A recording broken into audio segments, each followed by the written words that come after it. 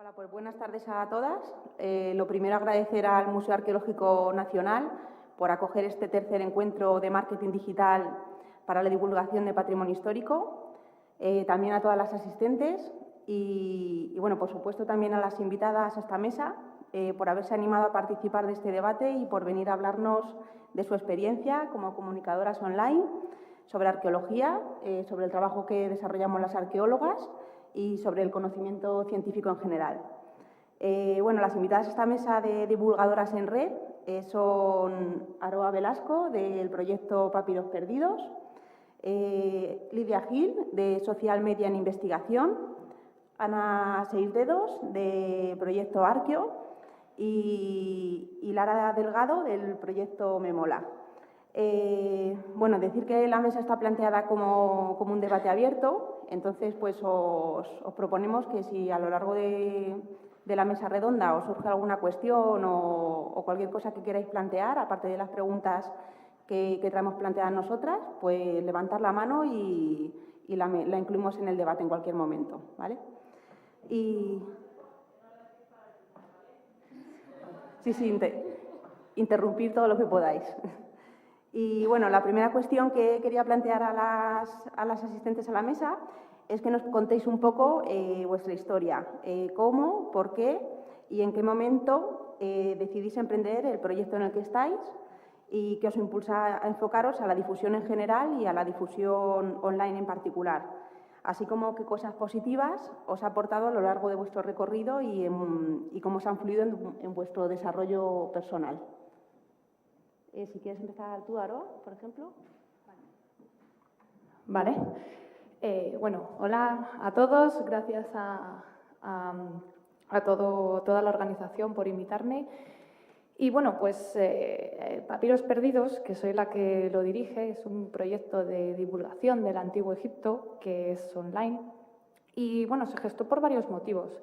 El primero de ellos fue la crisis brutal que hubo en España, ¿no? Yo estaba haciendo un doctorado, pero iba encadenando contratos temporales, no podía hacer la tesis y al final me dediqué a estudiar otra cosa, que es la educación, que es donde estoy trabajando ahora.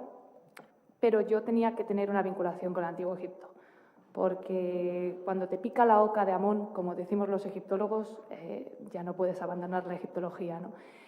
Y entonces creé el blog con esa intención, ¿no?, de seguir en la egiptología, y esto fue creciendo, fue creciendo, fue creciendo. Yo acabé mi segunda carrera, ¿no?, por así decirlo, trabajo como educadora y ahora pues sigo haciendo la tesis, ¿no? Y durante todo este periodo de tiempo pues creció tanto Papiros que bueno, la divulgación ya no solo es online, sino también realizo visitas guiadas en este museo, hago talleres de egiptología para niños, colaboro en prensa, colaboro en radio, hago muchas cosas, ¿no?, que han surgido gracias a esta creación en el 2014, que hace ya bastante. Y bueno, y otro de los motivos por los cuales lo creé fue porque yo veía que en Internet había muchos blogs de egiptología, gente que sabía muchísimo de Egipto, pero luego nunca te citaba las fuentes o se inventaba cosas o solamente había 3 temas, ¿no? Tutankamón, Ramsés y Cleopatra. Y era como, jolín, qué rollo. O sea, ya estoy de Tutankamón hasta aquí y a Ramsés II encima ni le soporto. Entonces, claro, ¿qué hago? ¿Dónde busco la información? En la biblioteca, sí, pero hoy en día todos tenemos un ordenador, todos tenemos acceso a Internet, vamos a buscar ahí, ¿no? Y al ver esa falta de, no sé si llamarlo rigurosidad histórica o qué, ¿no?, pues dije, pues voy a hablar de mi blog de cosas que no son Ramsés ni Tutankamón, pero que tengan además un bagaje científico, algo detrás, ¿no? Y yo, bueno, pues gracias a mi formación soy historiadora, tengo un máster y actualmente me estoy doctorando, también conozco la lengua de los jeroglíficos, entonces es como, bueno, pues yo creo que algo sé, ¿no?, sobre el Antiguo Egipto para poder divulgarlo. Y esa es otra de las razones por las que lo comencé. Y cosas positivas que me ha aportado, la verdad es que son muchísimas desde el 2014 que lo comencé. He conocido a un montón de gente maravillosa, he podido realizar todo esto que os decía, de visitas, talleres para los niños que me apasionan, ¿no? También he aprendido mucho de herramientas web, WordPress, que yo no tenía ni idea de qué era. Bueno, pues ahora lo controlo bastante, redes sociales, un poco todo, ¿no? Y Y también me ha ayudado a divulgar, a investigar y a picarme un poquito más el gusanito de investigar sobre ciertos temas que a lo mejor me preguntan o me proponen. Y es muy satisfactorio de las dos maneras, ¿no? De profesional y personalmente. Bueno, hola, yo soy Lidia Gil y soy la autora del blog Social Media en Investigación. Este blog, el objetivo que tiene es fusionar la ciencia, o al menos intentarlo, con las redes sociales en general y las redes sociales científicas, que son aquellas que son especiales para la gente que se dedica a la investigación, y también a dar a conocer proyectos de divulgación científica. El proyecto yo lo empecé porque cuando estaba estudiando el máster en el 2015, el objetivo era que creáramos un blog sobre redes sociales de nicho, y yo me decanté por las redes sociales científicas. En el año 2015 prácticamente no había nada de literatura, al menos en castellano, sobre este tema y sobre cómo podían utilizar los investigadores e investigadoras todas las redes sociales. Entonces, pues empecé a indagar por ahí, y lo que me di cuenta yo es que el problema no era a nivel local. Yo trabajo en un centro de investigación de arqueología y pensaba, los arqueólogos y arqueólogas a veces son muy reticentes con con los avances tecnológicos o estas historias que a veces en el ámbito de ciencias lo llevan más por la mano, y de lo que me percaté es que estaba equivocada, porque el problema era en toda la comunidad científica, y no solamente a nivel España, sino también a nivel internacional. Entonces, pues empecé a trabajar con ese proyecto. Cuando terminé el máster me había currado muchísimo los contenidos y decidí continuarlo. Entonces, el proyecto fue un poco mutando. Empecé a estudiar también cómo se utilizaban las redes sociales en los diferentes centros de investigación, instituciones científicas, donde a veces era nula la presencia. Desafortunadamente, hoy en día sigue habiendo muchos centros que siguen negándose a estar presentes en las redes, donde se informa a la gente, y esto es un grave problema. Y después también empecé a trabajar temas de divulgación científica, empecé a indagar sobre qué era eso y, bueno, qué podía yo aportar. Entonces, el proyecto a mí lo que me ha hecho es reconvertirme. Yo soy documentalista, yo no soy investigadora. Trabajaba yo en mi centro de documentación, ahí en el centro de investigación, y la verdad es que yo hace 4 años pues creo que no me visualizaba en un sitio como este el día de hoy, ¿no? Me ha permitido incursionar en el mundo de la docencia. Me han invitado a un par de congresos de bastante renombre, de los cuales me siento muy orgullosa. Uno de ellos es Ciencia en Redes, que si os interesa el ámbito de las ciencias, comunicación científica en redes sociales, debéis asistir, porque es el mejor congreso que se organiza sobre ese tema. Y a nivel personal, pues también me ha permitido conocer muchísima gente maravillosa, me ha permitido viajar. Y sobre todo, yo creo que lo que me ha aportado es darme cuenta que efectivamente la suma de acciones pequeñas pueden generar un cambio social. Vale, pues yo soy Ana Seisdedos, ¿no? He venido aquí porque tenemos de parte del proyecto Arqueo, ¿no? Que es un proyecto que tengo con un compañero que está por aquí escuchándonos. Yo empecé en las redes sociales, digamos, casi prácticamente de casualidad, ¿no?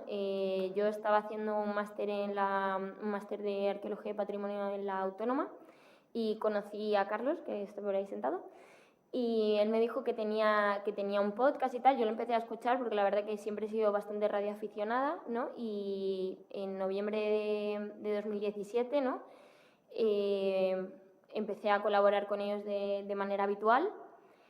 Y bueno, y me empecé también a hacer cargo de las redes sociales y creé también el Instagram del proyecto, porque es verdad que no teníamos a lo mejor mucha presencia no tanto en redes, porque Facebook sí que teníamos, ¿no? Pero me pareció que teníamos muchas plataformas, por así decir, sin explotar, ¿no? Nosotros es verdad que no lo utilizamos tanto a lo mejor a nivel divulgativo, sino más como una plataforma para dar a conocer nuestros programas, ¿no? Pero sí que en los programas lo utilizamos como una forma de divulgación, también una plataforma para dar voz a la gente, ¿no? Y siempre, bueno, desde más o menos 2017 nos dedicamos un poco a hacer entrevistas a gente, ¿no? A dar voz a aquellos que tienen un proyecto de arqueología o que trabajan en algo relacionado con la arqueología. bueno, un poco eso, a nivel personal sí que me ha aportado conocer, como ellas mismas lo han dicho también, conocer a muchísima gente, ¿no? Y sobre todo plantearme, cuando yo quiero transmitir un mensaje, la importancia de tener muy presente siempre el objetivo final, a quién a quién tienes que ir dirigido, ¿no? Y un poco cómo lo quieres contar, que creo que es algo que normalmente a lo mejor en arqueología nos falta un poquito, o bueno, también yo hablo también por mi parte en restauración, ¿no? Un poquito la forma en la que quieres transmitir ese mensaje, ¿no? Que antes, digamos, a lo mejor no le daba tanta importancia y ahora como que lo tengo mucho más presente. Bueno, pues en mi caso, sobre el 2011, empecé un máster y lo centré en la musealización en espacios privados, es decir, en restos arqueológicos que se encontraban en propiedades privadas, y ahí me empecé como a picar el gusanillo de la importancia que tenía la difusión, porque es que ni siquiera los propios propietarios en muchos casos sabían que tenían restos arqueológicos dentro de su propiedad, ¿no? Y plantaban, por ejemplo, pues un armario encima sin saber lo que tenían debajo. Entonces ahí ya pues empecé a ver la necesidad que teníamos los arqueólogos de comunicar, de enseñar, y de que no se puede conservar restos arqueológicos sin contar con los propietarios. Y entonces, en el 2014, comenzó el proyecto Memola en la Universidad de Granada, que era dirigido por José María Martín Cibanto, y a partir de ahí pues me dediqué yo a la parte de gestión de redes, a la parte de comunicación, de divulgación y el trabajo con las comunidades. Y al final ha sido como mi rama de especialización, donde he focalizado la tesis y donde continúo trabajando básicamente. Con respecto a lo que han comentado las compañeras, el lado positivo, bueno, pues lo personal y ha sido gratamente, no solamente porque conoce a gente, pero también permite, o creo que en estos últimos años, el Twitter o el Facebook también nos permite seguir, no solamente darnos a conocer nuestras investigaciones a nivel más divulgativo, sino también a la propia academia, que ya no sea solo a través de las publicaciones científicas, ¿no? Entonces, pues, una persona me recomendó que me hiciera, por ejemplo, Twitter, para poder seguir a toda la gente que hacía arqueología pública, arqueología comunitaria. Y al final, bueno, se trata también de una herramienta de trabajo para poder crear redes entre los propios académicos.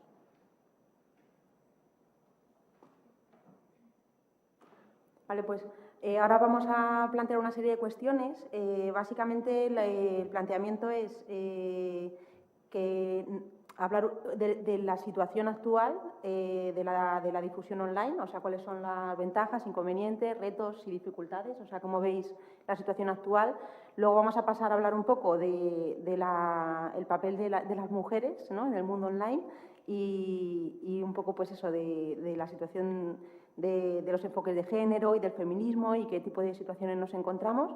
Y luego acabaremos dando un poco una visión de mirada al futuro, de cómo vemos el futuro de la difusión en el mundo online, ¿no?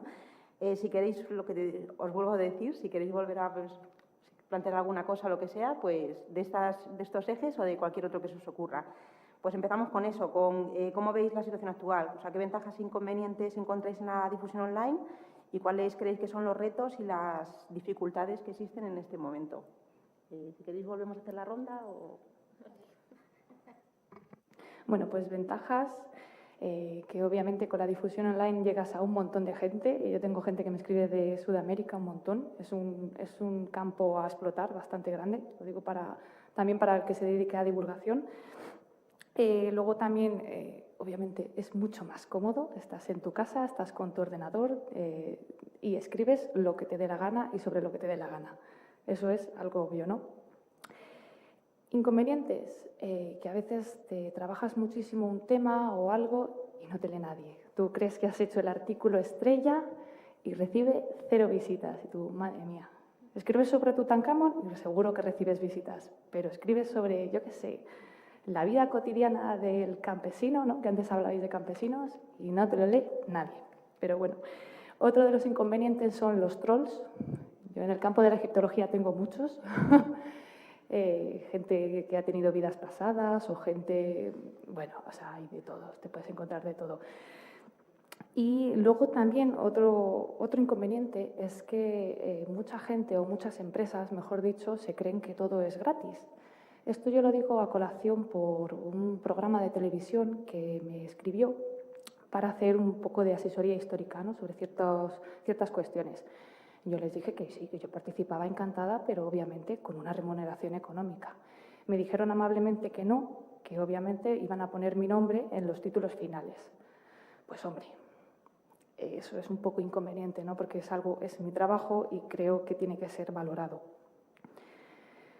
A raíz de esto, uno de los retos que tenemos las divulgadoras es profesionalizar de alguna manera, ¿no?, este campo y cobrar por ello también, ¿no? O sea, tener una remuneración económica, que es nuestro tiempo y son nuestros conocimientos. Y, por supuesto, la credibilidad. O sea, esos trolls que, bueno, pues que se quedan un poquito a un lado, ¿no?, y que somos investigadoras, en este caso, que tenemos conocimiento, ¿no?, y que hacerlo valer de alguna manera. Bueno, yo coincido en que probablemente las ventajas de la difusión en Internet todo el mundo las tiene claras. El que me gustaría resaltar es que evidentemente es mucho más fácil que los proyectos sean visibles, el potencial que tienen las redes o Internet pues es inmenso, ¿no? Y también pues la capacidad de multiplicar su impacto. Si aquí hay investigadores, por ejemplo, pues una de las cosas positivas que aportan las redes sociales es que les ayudan a mejorar las citas, que a los investigadores lo único que les interesa es eso, más que nada porque es el único factor o uno de los factores más importantes en cualquier proceso de evaluación, ¿no? Y entonces, bueno, pues es una cosa que les mola escuchar. Creo que también una de las cosas positivas de las redes es que, en teoría, hace más democrático el acceso a las oportunidades, porque da lo mismo quien seas un catedrático de universidad o seas el becario que está pringando, todo el mundo se supone que tiene las mismas oportunidades de triunfar con su proyecto, ¿no? En teoría, al menos eso así funciona. Yo lo que creo es que después de estos años de estar trabajando, pues lo que sigue haciendo falta es que las instituciones culturales y científicas realmente apuesten por las redes sociales y la divulgación en las redes. Pero, bueno, la apuesta tiene que venir con formación para la gente que lo tiene que hacer y después aportación de recursos económicos, porque las redes no se llevan solas, implican mucho tiempo, y también pues, recursos humanos, ¿no? Por ejemplo, las universidades suelen tener, algunas de ellas, casi todas, un departamento que es la unidad de cultura científica. Van como pueden, porque, o sea, trabaja a lo mejor 1 o 2 personas, 3, en las que les va bien, y tienen que hacer muchísimas cosas, ¿no? Después escuchas a los rectores, se ponen, bueno, muchas palabras en su boca diciendo que apoyan, y bueno, después si vemos la realidad, pues vemos que es una muy distinta, ¿no? Creo que también hace falta, como uno de los retos, convencer a la comunidad científica de la importancia de que tienen que estar en las redes sociales. Creo que el mensaje no está llegando de forma correcta porque muchos investigadores e investigadoras piensan que el hecho de participar en las redes sociales les puede afectar banalizando su trabajo. Y esto es una de las grandes desventajas que ellos ven y que nosotros no hemos sabido, creo, enviar el mensaje pues, más correcto, ¿no? También a mí lo que siempre me gusta resaltar es que el ámbito digital, uno de los grandes retos que tiene es frenar la propagación de informaciones falsas. Tenemos un grave problema con esto y bueno, es una cuestión que evidentemente se tienen que tomar decisiones y medidas desde diferentes ámbitos, pero yo creo que uno de los factores claves es la educación y el fomento del pensamiento crítico, que nuestra sociedad pues va bastante escaso de él, ¿no? Y también creo que la gente que nos dedicamos al mundo de las redes muchas veces nos envolvemos en todas sus virtudes y creo que hace falta también reflexionar más sobre todas las cuestiones negativas que tienen las redes sociales, como por ejemplo las cámaras de eco, donde un día te despiertas y toda la gente piensa como tú. Creo que hace falta más reflexión y sobre todo a la gente joven y los niños, o sea que estas cuestiones también las tienen que tener presentes. Bueno, yo efectivamente suscribo todo lo que han dicho tanto Aroa como Lidia. Yo creo que una de las principales ventajas e inconvenientes al mismo tiempo es un poco este alcance, ¿no?, que se tiene. A veces tú haces una publicación y no tienes el alcance deseado y otras veces, sin saber por qué, se dispara. Y a veces no sabes, bueno, porque tampoco, al final yo creo que uno de los problemas también es que muchas veces te recae la tarea de las redes sociales, como investigador o como parte de un proyecto, te cae en ti la tarea, así porque sí, y no sabes muy bien tampoco cómo gestionarlo, ¿no? Entonces, a veces tienes más alcance, a veces no tienes el alcance deseado, y eso muchas veces no sabes tampoco por qué es, porque nadie te enseña a manejar las redes, no hay un problema, yo creo, formativo de base, ¿no? Que bueno, en la Universidad Autónoma sí que hay, por ejemplo, hay un título sobre esto, hay muchas cosas de marketing, pero digamos que quizá necesitamos algo más específico o necesitamos formarnos cada uno en algo específico para lo que nosotros estamos haciendo, ¿no? Pero yo creo que eso es un problema formativo de base, que nadie te forma, muchas veces es una tarea que cae en ti y no sabes cómo gestionarlo. Y luego creo que uno de los problemas también que tenemos a la hora de divulgar en la red es un poco también el equilibrio para hacer publicaciones que sean a su vez atractivas y rigurosas.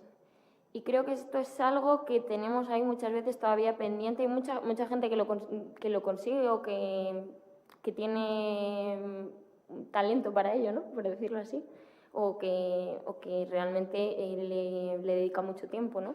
Y lo consigue, pero eso y el tema de la falsa información también es una pata coja que tenemos ahí todavía bastante gorda. Estoy de acuerdo, el tema de la profesionalización es necesario y además porque muchas veces te encuentras equipos o que no cuentan con nadie que vaya a divulgar o vaya a tener redes sociales sobre el proyecto o piensan que entre todos, teniendo acceso a Facebook, Twitter, van a poder gestionarlo y de repente ves que hay unos caos en los mensajes que cada uno publica de una manera, que unos ponen muchos hashtags y son ilegibles, otros no ponen nada. O yo me encontraba al principio con títulos de ponencias súper largas y decía, pero si es que no puedo poner 6 párrafos en Facebook, es que la gente no se lo va a leer. Entonces, bueno, eso también es una parte nuestra, ¿no? De intentar a la gente decirle, bueno, que los mensajes tienen que ser más cortos, más concisos y más directos, ¿no? Y títulos atrayentes. En cosas positivas, hace poco Lorna Richardson comenzó un congreso por Twitter. Y entonces todos los ponentes tenían como unos minutos, tenías 6 tweets, tú ponías el tema que tú quisieras hablar, podías adjuntar imágenes, pero esto lo que ayudaba a evitar esos costes que a veces suponen el desplazamiento a congreso o la cuota que tenemos que pagar por ciertos congresos. Entonces, ese tipo de medidas me parecen muy positivas y que necesitan un poco más de impulso, el tema de las conferencias por Twitter. Es verdad que a lo mejor no tienes el tacto diario con un debate que puede ser más fácil cara a cara, pero sí creo que puede ser una forma de llegar a mucha gente y a lo mejor que no tenga recursos o proyectos que le puedan subvencionar. En el lado negativo, yo me he encontrado en el caso en Mojácar, que estamos haciendo una excavación arqueológica y allí teníamos un sector que eran extranjeros que quieren la imagen bucólica de Mojácar como su mojaquera, llevando el agua en tinaja en la cabeza y que no llegue la electricidad a Mojácar, ¿vale? Entonces, parten de esa visión tan tradicional o que quieren que se conserve de Mojácar, que cuando empezó la excavación estaban en contra de que se excavara. No querían que se intervinieran porque el sitio donde está el yacimiento para ellos era un monte mágico, un sitio de retiro espiritual. Y de repente empezaron a aumentar el número de trolls y de gente que estaba comentando todas las cosas negativas de una excavación, incluso decir que estaban los voluntarios drogados, gente que estaba pues, en Australia y que evidentemente no estaban viendo nada del yacimiento ni se estaban cerca. Entonces, eso empieza a crear una opinión en contra de gente que sí vivía en Mojácar, pero no se acercaban al yacimiento, se fiaban de lo que estaban publicando la gente en Facebook y tenías un poco que contrarrestar. Entonces, bueno, pues al final al máximo troll, al rey del troll de eso, lo invité al yacimiento para que viniera y empezara un poco a relajar la situación, pero que te encuentras esa situación de comentarios que no sabes por dónde vienen.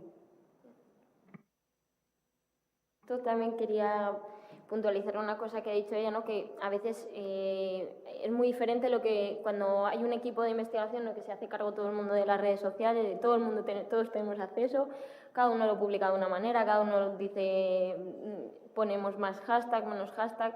Ahí sí que me gustaría puntualizar que también muchas veces no tenemos en cuenta que si tenemos muchas redes sociales, ¿no? Utilizamos la multiplataforma, tenemos que tener cuidado de adaptarnos también un poco a cada red social que utilizamos, ¿no? Que no es lo mismo publicar en Twitter que en Facebook, que en Instagram. Y sobre esto también, bueno, hablamos, hace un par de semanas tuvimos también una mesa redonda en la Universidad de Alicante con el equipo de Arqueua y tal, y estuvimos hablando sobre el tema, ¿no? Y creo que es también bastante interesante eso, a la hora de cuando varias personas se dedican, o sea, a esto, que tiene que haber un poco una unidad, que se tienen que poner también un poco de acuerdo y que no podemos publicar lo mismo en todas las redes sociales, ¿no? O a veces sí, dependiendo, pero que tenemos que tener eso también un poco en cuenta y a veces no se tiene en cuenta. Bueno, respecto a esto, es que hay una frase mágica, ¿no? Sin estrategia no hay paraíso. La gente muchas veces de eso se olvida. Es importante tener claro primero qué es lo que quieres encontrar o a quién te estás dirigiendo estando en las redes sociales, y respecto a eso de que cada quien publica a su rollo, pues es importante establecer una serie de parámetros, pero que luego también la gente se comprometa a seguirlos, porque hay veces hay demasiados papeles y poca gente que se quiera acatar a ellos, ¿no? Y una cosa también a lo que ha dicho Ana, que me pareció muy interesante, es que ahora mismo en los grados de la universidad, no sé cómo estará mucho la cosa, porque ya hace años que la hice la carrera, que te enseñan, bueno, que hay carreras o grados, como lo quieras llamar, que te enseñan un poco a todo esto, ¿no? De marketing y tal que comentabas. Yo cuando hice la carrera lo único que te enseñan es la sucesión de los reyes, la sucesión de las batallas, no te enseñan nada a divulgar, todo lo que sé de divulgación lo he aprendido yo misma. Y, claro, eso también es una barrera más, ¿no? en esa divulgación de que hay esos trolls que llamamos, ¿no? Que se creen que lo saben todo por haber leído un par de libros y te publican y encima tienen más visitantes que tú. Y tú dices, ¿cómo es posible? ¿No? Quizá porque sepan hacerlo mejor, no lo sé, ¿no? Pero al igual que no nos han enseñado a publicar artículos científicos, que tampoco me enseñaron en la carrera y que no sé si los enseñarán ahora, tampoco, ¿no? Vale, pues tampoco nos han enseñado a divulgar. Yo creo que en este sentido, ¿no? O sea, en la carrera te convierten al final y nos convierten a todos en máquinas de tragar y vomitar información, y no hay una formación de transmitir lo que hablamos también, yo creo, un poco en la mesa anterior y que se habla siempre en la arqueología, ¿no? Que ese conocimiento que tú generas, que lo lleves a la sociedad, que realmente que hagas algo útil con ello, porque si no es como no estás haciendo nada. Y yo creo que es también, pues eso, una de las patas que siempre nos cogea un poco. Yo, a raíz de lo que comentaba Lara, tenía la duda de, pues a raíz de todo el trabajo que vais desarrollando, si ¿no? de qué forma esa visión de estas personas que tienen un pensamiento más cercano, yo que sé, a la paraciencia, ¿no? del trabajo de la arqueología, si esa visión se ha ido cambiando a lo largo del tiempo, de qué manera, cuál es vuestra relación ahora con este tipo de personas que pensaban así al principio, y también un poco sería, bueno, para todas las que queráis y también un poco para Aroa por el tema de Egipto, ¿no? Si de forma parcial, aunque sea, vuestro trabajo contribuye a que esta gente vaya cambiando un poco la mentalidad sobre la arqueología y sobre este mundo, ¿no? O sea, ¿cómo lo veis? A ver, en mi caso, yo no quiero cambiar ese pensamiento bueno, el pensamiento sí, que sean conscientes de que es un yacimiento y que las estructuras piramidales, porque son terrazas de cultivo y por las murallas que hay, pero no quiero cambiar la relación simbólica o espiritual que hay de esas personas con el yacimiento. Eso no lo quiero cambiar. Pero sí, lo que hacía era invitarles a que subieran, a que hicieran visitas guiadas y a que conocieran el yacimiento y pudieran preguntarnos allí directamente y enseñárselo. Eso no quita que pues, acudieran rusos descalzo al yacimiento porque así están más en conexión con la naturaleza. Pero bueno, eso no puedo cambiarlo, quitando las medidas de seguridad, eso es imposible. Entonces, en esa parte lo que también nosotros tenemos que jugar, vale, nosotros tenemos que enseñar la historia, tenemos que enseñar el yacimiento, pero también tenemos que ser conscientes de qué tipo de relación tiene cada público con ese territorio, con ese entorno, y no cambiarlo, sino respetarlo e intentar no herir sensibilidades. En el caso de Mojácar, por ejemplo, nosotros en ningún momento no hemos planteado poner una grúa, que sería lo mejor, para poder evacuar la tierra, pero eso sería un impacto emocional para ellos a un punto descomunal y se podría plantear cualquier follón. Ya solamente el hecho de tener voluntarios allí sacando tierra, ya les estabas como robando, ¿no?, su monte mágico y violando, que es lo que nos decían que estábamos violando su monte, pues hay que intentar jugar con esas sensibilidades. Bueno, para mi caso, cambio de mentalidad tampoco se pretende ninguno, ¿no? Pero sí que es cierto que algunas veces destrozo algunos mitos, ¿no? Con Ramsés II, que creían que era lo más de lo más y realmente no, ¿no?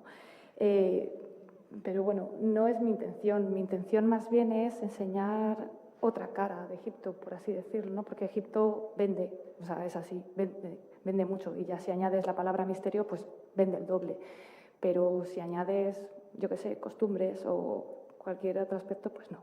Entonces, mi intención es esa, ¿no? Que vean otro lado de Egipto.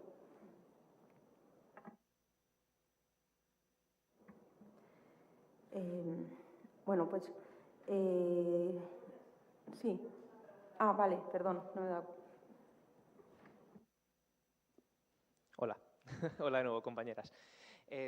Me gustaría retroceder un poquito una cosa que ha dicho antes Ana, que me parece que es un tema quizá interesante, y es el tema de la profesionalización de la persona que se dedica a divulgar, sobre todo porque ha salido muchísimos debates de arqueología profesional y demás, y me parece que siempre pasamos como muy por encima, como de pasada de sí, la obligación es todo el mundo tiene que divulgar. Claro, todo el mundo tiene que divulgar, pero nadie sabe cómo realmente hacerlo, o al menos muy poquita sabe cuál es la fórmula o cómo adaptar el canal al público, o cómo realmente quizá debe encontrar ese vínculo, o cómo generar una experiencia, o cómo respetar una serie de conceptos de cada persona y de cada mundo, al fin y al cabo. Por tanto, mi pregunta es, ¿quién debe divulgar? ¿La persona que investiga, la investigadora, o debemos de crear una figura y realmente profesionalizarla como divulgadora en ciencia? Porque veo que sí, que realmente te obligan a... Si te cae de repente el peso sobre las espaldas de tienes este proyecto y además tienes que divulgar, y dices, es que a lo mejor yo no quiero divulgar, o a lo mejor no quiero, o no siento que pueda, o no siento que me vaya a ver con una comodidad para poder hacer esto, o realmente no me interesa, o yo solamente quiero investigar y solamente me quiero centrar en esto, pero siempre pasamos muy por encima y realmente esa es mi pregunta. Si realmente creéis o pensáis que deberíamos de empezar a crear esa figura de divulgadora o divulgador en ciencia. Bueno, sobre el tema este, ¿no? Yo creo que tiene que haber un poco de las dos, ¿no? Porque al final tú eres investigador y puedes no querer divulgar, pero también es parte de tu obligación, ¿no? Si no, ¿para qué generas conocimiento si no vas a hacer nada con él? Aún así, sí que estoy de acuerdo totalmente en que sí que debería haber una figura profesionalizada de un divulgador, ¿no? Pero que eso no le quita a que el investigador tenga que divulgar también y que sea parte de su trabajo.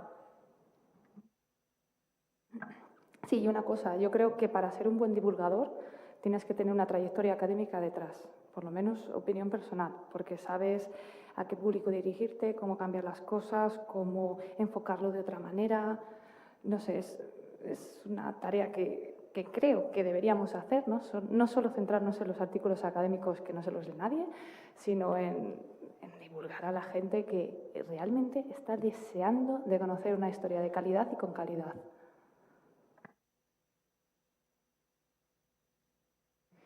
Bueno, yo lo que he escuchado de los grandes divulgadores, que aquí en España hay bastante gente que hace muy buen trabajo, es que la gente que tiene que divulgar es la gente que lo hace bien.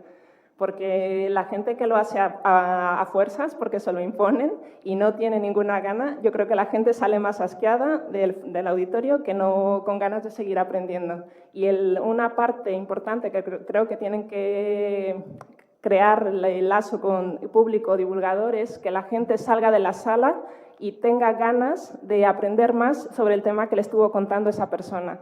La gente que logra crear esa magia o ese lazo, o sea, es la gente que lo hace bien, y yo no creo que, aquí discrepo un poco con ella, creo que hay gente joven con poca experiencia o poca trayectoria académica que está haciendo un gran trabajo, sobre todo en el ámbito digital, ¿no? Y sería el caso de los youtubers de ciencia o los youtubers de historia o la gente esta, que hay gente que está haciendo un muy buen trabajo, creo. Yo estoy de acuerdo con la profesionalización de este trabajo, y es verdad que también todos, como científicos sociales, deberían optar un poco más por llegar al público, que sus investigaciones reviertan en la sociedad. Puede ser que no sea divulgando, tú puedes hacer tu investigación y que revierta en la sociedad o que le sirva de alguna manera. Ahora, también tenemos que plantearnos que normalmente estas personas que nos dedicamos a la divulgación, todo esto no puntúa cuando te hacen el barómetro para ver cuántos niveles de impacto has tenido, tus publicaciones, etcétera, etcétera. Todo esto no puntúa. Todas las actividades que tú hagas, divulgativas, comunitarias, todo eso no sirve. Vale más que estés haciendo un trabajo cuantificable, ¿no? Que sean números de piezas de cerámica o cualquier cosa así, o de producción, que todo esto no es valorable ni para una postdoctoral ni para ningún tipo de puesto de posición o cualquier cosa así. Que eso hay que cambiarlo también, creo, debería de ser valorable. Hola, aunque me ha robado ya un poco la pregunta, yo quiero explicar un poco lo que es el caso que, o sea, eso viene a colación un poco que igual se necesita sinergias entre todos. Yo trabajo en una fundación de arqueología y aparte de financiar sin ánimo de lucro muchísimos proyectos arqueológicos, estoy intentando hacer hincapié a todos los arqueólogos en la divulgación. Y es un poco, no sé si profesionalización o sinergias, porque cuando yo pongo mis canales de comunicación, pago blogs, pago libros, pago banners, pago para que los arqueólogos puedan exponer su proyecto, me pasan unos textos infumables. O sea, no puedo de ninguna forma. Entonces, no sé si quizás lo mejor sería combinar, o sea, un experto en redes con incorporar a los equipos o incorporar a las universidades, o que entre todos estemos conectados, más que creo que no estamos conectados, para difundirlo. También es verdad que es un tema que cuesta mucho que la sociedad se interese, desgraciadamente, pero es así.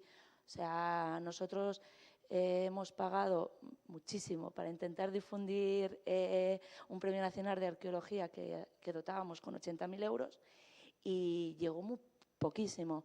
Y no tuve respaldo ni de los divulgadores, ni de los arqueólogos, ni de las universidades, ni de nadie. Entonces, no sé, es un poco lo que decía él, o creamos una figura, o nos hablamos entre todos, o no sé cómo hacerlo, pero entre que el tema no interesa y que el mundo científico está muy alejado de las redes, o sea, veo muy difícil que consigamos penetrar en la sociedad.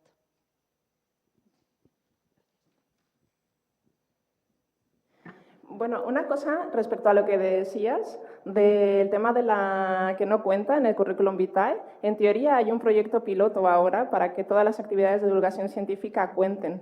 En teoría la CRUE, que es la Conferencia de Rectores Universitarios, ya lo ha puesto en marcha, y entonces en breve se supone que cuando intenten subir vuestro currículum vitae, pues habrá un apartado que ahora no saldrá la papelera, ¿no? Esto no existe, sino que habrá oportunidad de cuantificar. Aquí lo que mucha de la comunidad opina es que a lo mejor mucha gente que ha criticado a la gente que se ha dedicado a la divulgación, pues se va a subir al carro y va a empezar mucho el postureo, ¿no? Y respecto a lo que tú comentas, por ejemplo, en mi centro la gente es bastante reticente, pero luego también cuando tú hablas con la gente está muy bien la idea de traer gente nueva, pero si no hay dinero para realizar las investigaciones muchas de las veces, es muy difícil que sea prioritario contratar a otra persona para que haga pues, la comunicación o lo que sea, ¿no? Entonces, creo yo que a veces es como la pez que se muerde la cola, porque a lo mejor si comunicáramos mejor y la investigación que se está haciendo llegara a la gente reclamaría mejores presupuestos en el ámbito de la investigación, ¿no? Entonces, bueno, no sé. Eso que decías de textos infumables, pues es cierto, o sea, hay textos infumables de divulgación y de no divulgación, te hablo también.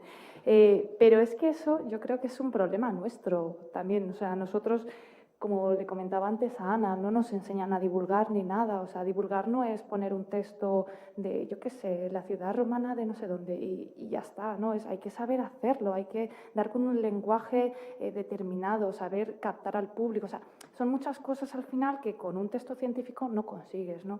Y eso pues nadie nos lo enseña, entonces es un problema de raíz. Estaría genial la idea que tú dices, ¿no? De combinar ambas fuerzas, ¿no? Para poder llegar a ese público mayoritario o lo que decía, ¿no? Que nos enseñen a nosotros un poquito a divulgar de esa manera. Yo creo que en cada caso no depende un poco de las necesidades del proyecto y del presupuesto que tengas, obviamente. A veces es más fácil formar o que alguien que realmente esté interesado en divulgar, que esté en el equipo, se forme en el tema y poder hacer que esa persona se enfoque un poco más a esa parte, ¿no? Y quitarle, por supuesto, quitándole carga de trabajo de otras cosas del proyecto, porque si no, le estamos matando. Y estoy totalmente de acuerdo en que a veces, pues eso, que lo que decía también Aroa, ¿no? Que es que no nos enseñan a divulgar y a veces es que solo tenemos que ver a veces por qué muchos museos no interesan tampoco, porque no nos leemos las cosas que ponen, pues porque realmente lo que escribimos muchas veces es infumable, evidentemente. Y es que ahí pues hay un problema de base que volvemos otra vez a lo mismo, es que no nos enseñan o no nos preocupamos, a veces no tenemos claro que las personas a las que queremos llegar no son expertos como nosotros, o que a veces es que incluso contándoselo a otro experto también aburrimos a las ovejas. Entonces es que yo pienso que es un problema de objetivo. Tienes que tener muy claro a quién te diriges y qué quieres conseguir, a quién y qué quieres conseguir de esa persona o de ese público, ¿no? Entonces, no sé si... Pienso igual, de hecho, a mí cuando se me planteó llevar las redes sociales, lo primero que hice fue empezar a hacer cursos de gestión de redes, de marketing, de cursos que podía, de Twitter, de lo que fuera, porque me parece que como respeto hay que aprender a usarlo y saber lo que vas a hacer. No es como si fuera mi cuenta personal que puedo decir y poner faltas de ortografía y acortar las palabras como me dé la gana, ¿no? Creo que es la imagen corporativa de un grupo y hay que tener respeto a la hora de transmitir los mensajes. Entonces, bueno, sí es verdad que cuando te pasan un texto, pues al final yo también hago un poco de revisión y muchas veces digo, a ver, no pongáis sondeo 10.000 o 30.000 porque la gente no entiende eso. Entonces, bueno, hay que saber dónde vas a publicar esa información para que la gente lo vaya entendiendo. Pero ya está. Hola, se me oye bien, ¿no? Pues mi pregunta, vosotras como divulgadoras y toda esa exposición que tenéis en redes sociales, me imagino que en alguna ocasión, por desgracia, porque está muy generalizado, habréis sufrido, digamos, trolls, acoso, ya sea porque, bueno, por el tema del que habláis, por el hecho de ser mujeres, también os habéis encontrado situaciones concretas donde haya mansplainers donde por ser mujeres se cuestione con más furia o con más ahínco, haya un acoso continuado sobre lo que publicáis.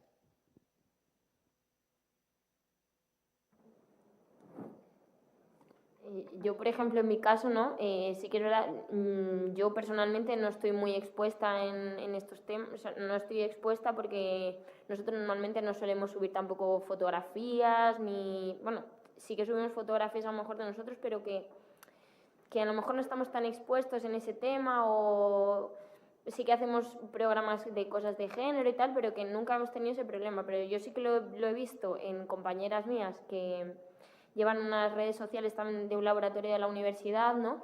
Y los típicos trolls, o es que no sé cómo decirlo sin insultar, pero vamos. Sí que se les ha dado muchas veces caso de subir una foto de compañeras trabajando, por ejemplo, y siempre está el típico que suelta que tiene que soltar en un comentario algo sobre su físico o cosas así, ¿sabes? Cosas que no tienen nada que ver con la intención de la cuenta y que no vienen a cuento para nada. Entonces, ese tipo de cosas sí que yo personalmente no las he sufrido, pero sí que conozco casos de muy cercanos. Entonces, ese tipo de ejemplos sí que los he visto. No sé si... En mi caso, en el trabajo que haces, por el texto que estás publicando, no recibes troll como tal. Sí es verdad que hay como una visión muchas veces de que somos investigadores de segunda las que hacemos la parte de divulgación, ¿no? Es como, bueno, ahora te toca ir a jugar con los niños, ahora te toca publicar un poco en redes sociales, en Facebook, todas esas cosas, y es como que cualquiera lo puede hacer y es como un poco de segunda. En el caso de cuando te metes en un tema más escabroso, como fue en el caso de que quisimos denunciar un tema de acoso en arqueología en el EA de Barcelona, ahí, como usé mi cuenta personal para presentar un trabajo de las compañeras y apoyarlas porque estaban teniendo un aislamiento en el Congreso y no se estaba tratando el tema del acoso en arqueología como debía de ser por parte de la institución, ahí sí recibimos muchos trolls, las compañeras que estábamos usando nuestras cuentas personales de Twitter, pero bueno, que eso llegaría a más gente y cuanto más te critiquen, nos dicen que más daño estás haciendo, ¿no? Con ese tema, pues ya está, o para adelante. Bueno, en mi caso solamente tengo un usuario que uno de los objetivos de mi cuenta de Twitter es hablar sobre cosas de género y normalmente cuando no le gusta el mensaje porque es una denuncia o alguna cosa, normalmente me contesta. Entonces no sé si es que lo demás no lo lee porque al resto de cosas no pone mensajes, pero bueno, y la verdad es que es el único caso, pero es peculiar porque a veces son hilos la respuesta.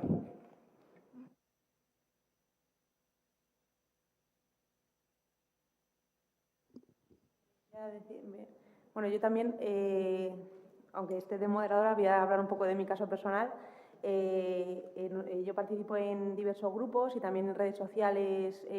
Por ejemplo, uno de los grupos en los que participo es el grupo de arqueólogas feministas del Colegio de Arqueólogos de Madrid.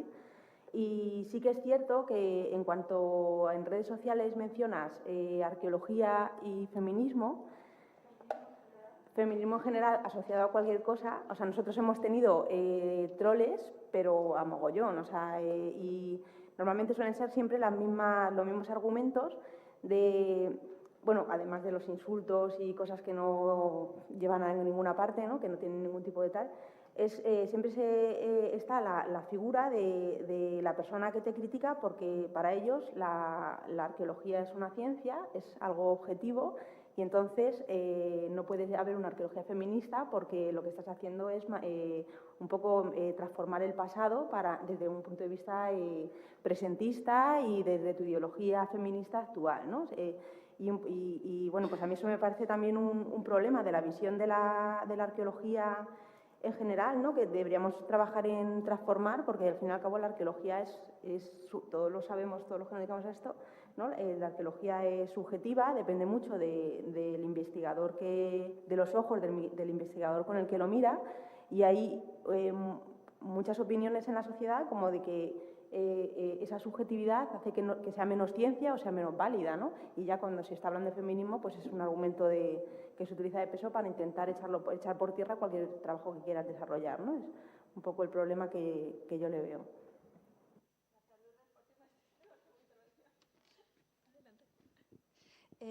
Bueno, yo os quería hacer un apunte respecto a la pregunta anterior, la que decíais de transferencia, que no se tenía en cuenta en el currículo de investigación. Y es verdad, hasta ahora no se ha tenido en cuenta, pero no sé si era la convocatoria que decía Lidia, la de los sexenios de transferencia, en la que están trabajando ahora desde el Ministerio, pero eso tiene un truco, que es que normalmente, no sé si a vosotras os pasa, pero yo soy investigadora y todo el tiempo que dedico a la transferencia o a la diseminación, como la llaman en investigación muchas veces, no lo dedico a investigar y a publicar artículos científicos de los indexados y que te cuentan para acreditarte, por ejemplo, ¿no? Entonces, el truco está en que esos sexenios de transferencia no se pueden pedir, no se pueden solicitar si no tienes tus sexenios de investigación. Y ahí está la pescadilla que se muerde la cola, ¿no? Sí es importante la transferencia, de hecho es muy importante, tan importante que en los proyectos financiados, tanto con fondos europeos como nacionales, una de las cosas que tienen muy en cuenta es que tengan un plan estratégico de difusión y transferencia del conocimiento. ¿Qué pasa? Y voy a ser muy breve, que en los proyectos sí se tiene en cuenta que un montante para una web, para alguien que normalmente es un becario de investigación que va a llevar esas redes sociales y tal. Pero es un check must que ponen en todo lo que hay que cumplir para optar a esa financiación, ¿no? Entonces, muchas veces lo que decís del engagement o de una estrategia a futuro, o sea, tener unos objetivos claros, no se cumple. Son redes sociales marca blanca. Vamos a hacer esta cosa, ¿no? Y son, no sé, ya aprovecho y lanzo una pregunta. ¿Eso sirve para algo? ¿Llevar las redes así o ese tipo de difusión? Yo anoto, y ahí sobre todo está la temporalidad. Abres una cuenta de Facebook que en 3 meses está muy activa, que genera 500 seguidores y que de repente se muere. No voy a decir el nombre, pero conozco un proyecto que no tiene seguidores ninguno. O sea, es publicar ahí a diestro y siniestro cada vez que hacen una noticia, pero ni lo mueven, no le da casi nadie me gusta, casi nadie lo sigue. Entonces, ¿qué impacto está teniendo eso? Ninguno. Entonces, por mucho que tengas una red social o una página web, si no tienes usuarios, no tienes visitas y no estás generando un impacto, que es para lo que para la función que están hechas, pues mucho que hagas un check, habría que ver, incluir también nivel de impacto. Entonces, y pasa también como lo que acabas de comentar, a lo mejor tienes unas redes sociales o una página web durante un tiempo, que es el tiempo de la financiación, ¿y qué pasa después de eso? Pues en nuestro caso, por ejemplo, en el caso del Memola, que acabó en el 2017, decidimos dejarlas todas abiertas. No continúas publicando ahí porque cada socio tiene sus propias redes sociales, esa era la que era como la de todos, pero si alguien quiere acceder a esos contenidos, siempre están ahí visibles y permanecen, pero no se puede hacer otra cosa. Bueno, a ver, se supone que si tú presentas un proyecto, una de las pautas o uno de los puntos que tendría que incluir sería cómo vas a evaluar ese proyecto en redes sociales o en Internet, si tienes un blog. O sea, si no se presenta esa parte, alguien no se está leyendo bien el proyecto que estás presentando. Y 2, o sea, si lo dices, lo tienes que hacer. La evaluación de los números que sacas, porque hay forma de hacer evaluación analítica con datos. Si no te están resultando lo que tú estás haciendo, quiere decir que tu estrategia no está funcionando y la tienes que reconducir. Al menos eso es lo que dice la teoría y lo que tendría que hacer la gente, ¿no? Pero claro, esta parte muchas veces, o sea, igual que en cualquier proyecto, se olvida y la evaluación es muy importante para saber si lo que estamos haciendo realmente está logrando el objetivo que nos habíamos planteado, básicamente. De hecho, muchas veces te piden al final del proyecto presentar los datos de impacto de las redes sociales, el número de seguidores y tal, pero se ve que eso no... Hay gente que no se lo lee porque si hay proyectos que no están funcionando y presentarán que, no sé, 4 seguidores que tengan y ha llegado a España y poco más, pues si están presentando eso es que no... Hay alguien que no los está leyendo, claramente. Pero en este tipo de casos, entonces... Aquí hay un problema que es que ¿para qué lo estamos haciendo? O sea, realmente estamos invirtiendo un tiempo y bueno, dinero a veces o no, pero bueno, estamos invirtiendo realmente un esfuerzo que no está llegando a ningún sitio. Entonces, ¿qué hacemos con este tipo de casos en los que no estamos llegando al alcance que queremos o que no estamos invirtiendo suficientes recursos en esto, ¿no? Que yo creo que pasa, yo por lo menos conozco bastantes en arqueología, muchos proyectos de investigación que se hacen un Facebook, o se hace un Instagram, o se hacen lo que sea porque queda bien, ¿no? Porque es lo que está de moda, es lo trending topic, pero que no estamos haciendo nada con ello. Entonces, ¿qué solución le podemos dar? Que se lo ocurren, porque otra, que no es simplemente publicar, que se lo trabajen, que se formen, es que no queda otra. ¿Qué hacemos nosotras? Pues no vamos y copiamos y pegamos y nos vamos, ¿no? Y no enlazas. Puedes tener todas las redes enlazadas, ¿no? Y dices, bueno, yo publico en Facebook, como tengo todas enlazadas, de forma masiva se va a llega a todas las demás redes sociales, los demás perfiles. Pero eso no funciona. Tú tienes que trabajar los seguidores, tú tienes que intentar llevar mensajes a ciertos espacios, ¿no? Crear hashtag, participar en campañas internacionales, el Día del Agua, el Día de San Valentín, con lo del patrimonio que hay en Inglaterra y cosas así. Si no, evidentemente, es que no estás haciendo bien tu trabajo.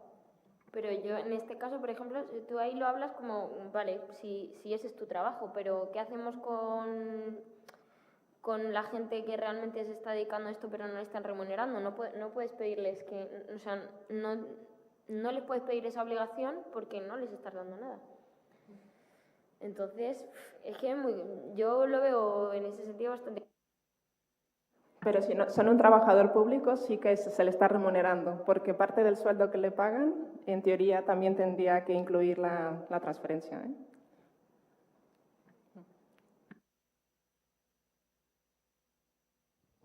Ahora, vale, lo primero, daros las gracias porque, bueno, nosotros desde la Universidad de Zaragoza trabajamos el tema de la comunicación web en redes sociales y me sorprende que lleváis como un buen rato de autocrítica. Es decir, no llegamos, no hay sinergia y, sin embargo, no ponéis el foco en los espectadores y en las espectadoras. Es decir, ¿cuántos comentarios suscita un personaje famoso? ¿Cuántos comentarios suscita una noticia viral? Y, sin embargo, cuando divulgamos un contenido interesante, nos cuesta, incluso como expertos, como expertas, generar esas sinergias de las que hablabas. Me encuentro con instituciones como el propio Museo Arqueológico que todos los días tiene una publicación que es cortita, al pie, con una imagen atractiva, 70 likes, 50 compartidos, ningún comentario. Es decir, ¿no creéis que falta cultura de compartir comentarios un poco informales también entre la gente que controla de estos temas? No sé, en vuestros espacios, si encontráis que sí que tenéis gente que realmente colabora con su propia experiencia. Supongo que en los ámbitos locales igual es más fácil que la gente colabore a su manera, pero las que escribís de manera más genérica, no sé si tenéis personas que realmente os ayudan a que haya más sinergias, a que haya más interactividad. No sé cómo lo veis. Nosotros en la universidad sí que ya empezamos a plantear en las didácticas que no solo vale con ir a Dialnet a investigar o a la web de tal espacio, sino que a lo mejor puedo preguntarle en el propio perfil profesional o personal del investigador o la investigadora qué opina o qué me recomienda. Y lo cierto es que no se lo plantean, pese a que son ya nativos digitales, es gente que ha crecido en las redes sociales. Yo creo que ahí has dado un poco con una de las claves del asunto, ¿no? Yo, por lo menos personalmente, sí que es verdad que, bueno, pues a través del podcast siempre a lo mejor tenemos un poquito de feedback, pues que les ha gustado más el programa, les ha gustado menos, o que les interesa un tema, otro, pero es verdad que por lo general yo encuentro que hay poco feedback en cualquier cosa que tenga que ver, yo hablo de arqueología, ¿no? En este caso de patrimonio. Sí que creo que es una de las ahí has tocado una de las claves importantes que no hay o yo por lo menos no veo que haya un feedback real o no demasiado por lo menos. No sé vosotras qué opináis. Pues yo lo siento, pero sí que tengo feedback, la verdad. Sí que noto a la gente que le gusta y que te sigue, que te contesta. También es cierto que para conseguir ese feedback, esta interacción, tienes que estar ahí todos los días, responder, estar al día, última hora, actualidad. Es mucho tiempo, mucho trabajo. Entonces, claro, si tú estás ahí todo el día, yo he tenido periodos de de mi vida, pues eso, estando en el paro y he estado todo el día. Entonces, pues todos los días mensajes, todos los días interacción, la gente te reclama, te escribe mails. Entonces, sí tienes feedback, pero te lo tienes que trabajar mucho, muchísimo. Tienes que tener mínimo, pongo un ejemplo, 5.000 seguidores, 10.000, para conseguir que tres nada más, te escriban. Lo normal en nuestros casos es que le den a me gusta, pero cuando critican, o sea, cuando van a comentar algo, es para criticar. Nunca raramente, yo creo que en ámbitos de arqueología y cultura, los usuarios suelen comentar cosas positivas. Yo creo que cuando hay una noticia es porque si van a comentar es algo negativo. Sin embargo, en el caso nuestro del Memola, al trabajar en ámbitos muy locales, pues muchas veces haces una actividad local de recuperación de una acequia o cualquier cosa así, entonces la población, los mayores, pues que sí manejan el Facebook, sobre todo en Facebook, Twitter no es tanto ese feedback, pero sí en Facebook que sí que te ponen muchas gracias por hacer esto en el pueblo y cosas así. Pero yo creo que en el ámbito cultural, normalmente cuando hay comentarios tienden siempre a negativo, quitando el tuyo que... Totalmente de acuerdo, ¿eh? O sea, los primeros comentarios son los negativos. Luego, si acaso alguno ya es positivo, pero cuando ya tienes una red de seguidores fijos o gente que ya te conoce un poco, entonces ya sí, pero los trolls siguen. Pero yo creo que va parte de nuestra cultura, ¿eh? Milagros no se pueden hacer. O sea. Pero en este sentido, o sea, ¿encontráis comentarios negativos constructivos o destructivos?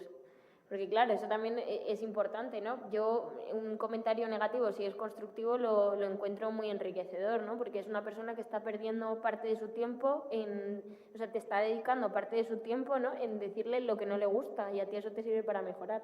Ahora ya otra cosa son las típicas chorradas que te ponen que no llegan a ninguna parte, ¿no? Pero no sé si os referís, yo creo que os referís más a comentarios destructivos, pero quería preguntaros por si...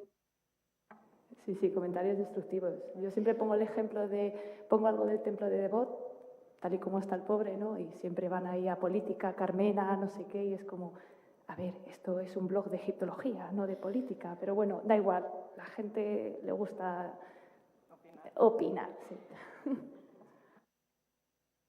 Bueno, también hay instituciones culturales que están haciendo un trabajo muy bueno y que logran llegar al público. El Museo del Prado es uno de los grandes ejemplos. Tienen interacción, logran comentarios, la gente de Latinoamérica se conecta a las 2 de la mañana para ver y seguir el directo de la descripción de los cuadros.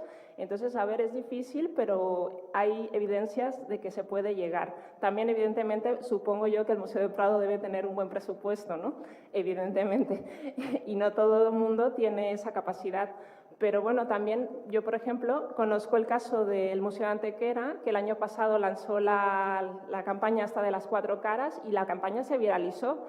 Y es un museo más pequeño, más modesto, que seguramente cuenta con un presupuesto pues, muy limitado, ¿no? Entonces, evidentemente, como dice Lara, hay que currárselo. O sea, solo no van a llegar los seguidores. Y también otra cosa, el mundo de Internet cambia y se dice que ahora los usuarios somos mucho más pasivos que antes. Probablemente los nativos digitales les gusta comentar y esto, pero bueno, la sociedad es un poquito más vieja y la gente, o sea, ya no produce tantos contenidos, sino que simplemente se dedica a mirar. Lo de incorporar el marketing a la arqueología, uno de los yacimientos que dentro de nuestro ámbito recibe muchas críticas es Atapuerca. Con eso de que cada año sacan el último bifaz, que no sé qué, Calibu, lo que sea, ¿no? Y yo, por ejemplo, lo veo maravilloso, o sea, están consiguiendo financiación, tienen espacio para transmitir. Bueno, que crean marketing y que te ponen unos titulares, sí, pero están llegando al público. Si estuvieran de otra manera, igual no tenía esos medios, y a lo mejor ya no se podía seguir excavando allí. Entonces, creo que hay cosas que también tenemos que cambiar un poco el chip. Igual que a lo mejor el grupo de Ser Historia de la cadena Ser, que muchas veces los arqueólogos no quieren compartir información en ese grupo, cuando hay un montón de personas que les gusta la historia, que están en ese colectivo y que si tú les vas compartiendo en el Facebook, en ese grupo, información, son gente que le va a interesar. Entonces, no creo que tengamos que ponernos barreras.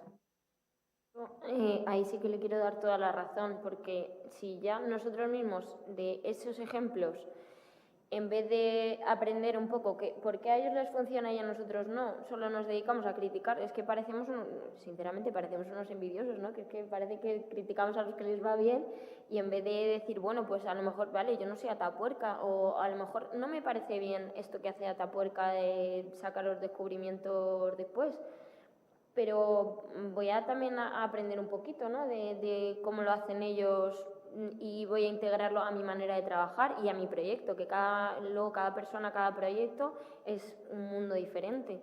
Pero si en vez de perder el tiempo tanto en criticar ese tipo de actitudes, ¿no? En las que sí que se ha integrado bien el marketing dentro de la arqueología, nos dedicamos a ponerles verdes, pues mal nos va a ir, creo yo.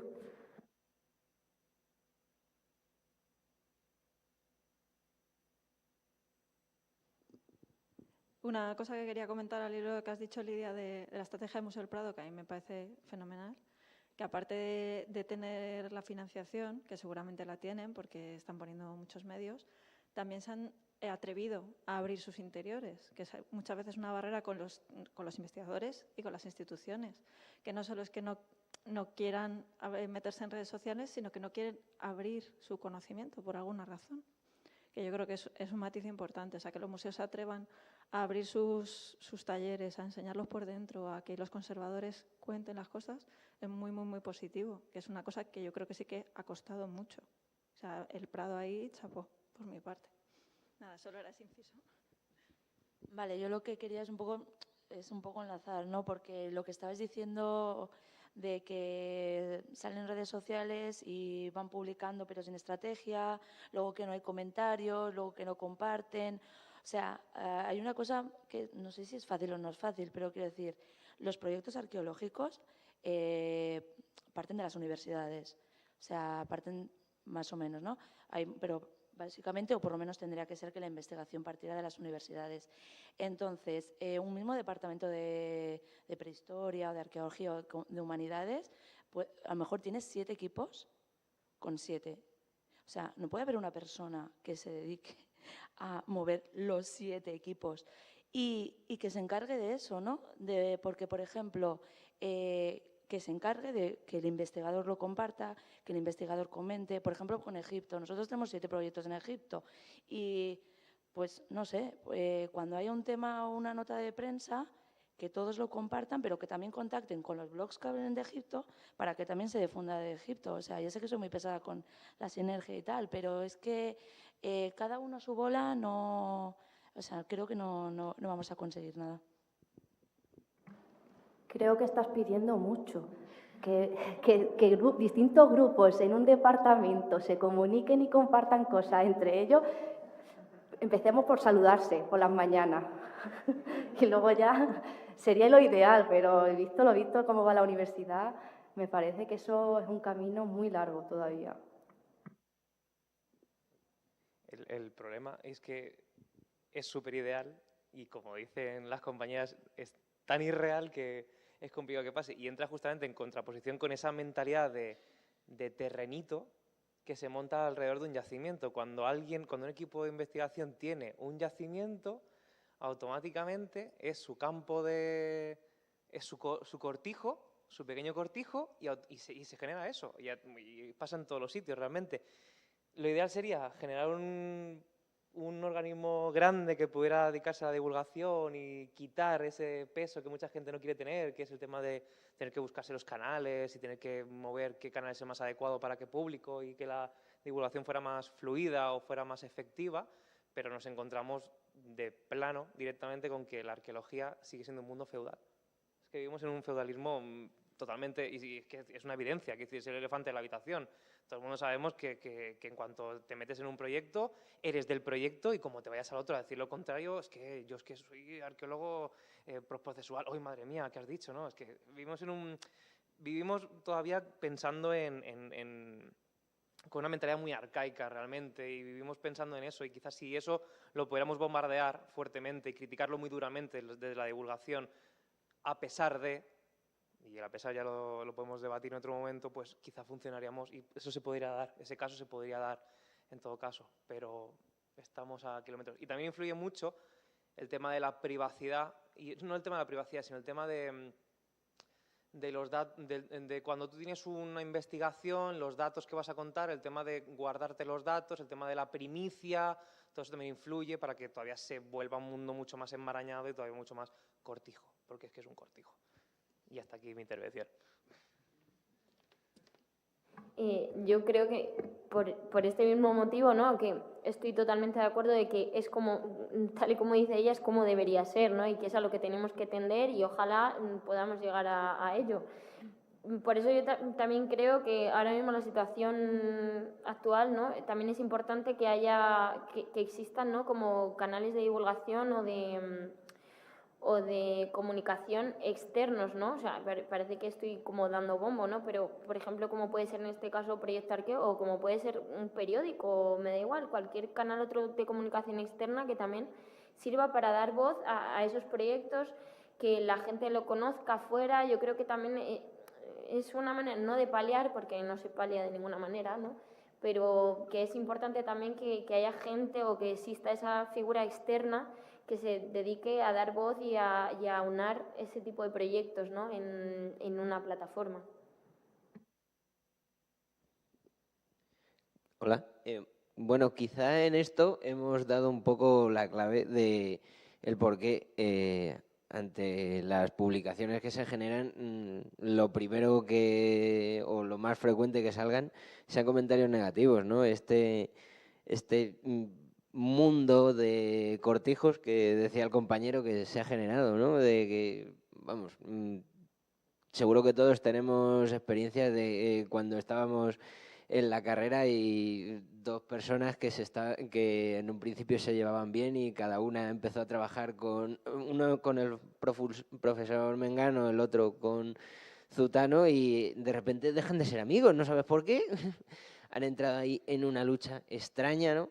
Y creo que eso sí es algo que deberíamos de trabajar, ¿no? El entender a fin de cuentas de que todos tenemos una meta común, que es la investigación, el conocer un poco más de nuestra propia historia, del por qué hemos llegado a donde estamos. Y que, hombre, que a ti te interese más el mundo egipcio o el mundo medieval no nos tiene que convertir en enemigos acérrimos, ¿no? Totalmente de acuerdo con lo que habéis dicho. Y esa meta común, ¿no?, que tenemos todos de de conocer la historia y de darla a conocer, ¿no?, en el caso de los divulgadores, pero es que en la universidad es imposible, o sea, hay unos feudos increíbles, ¿no?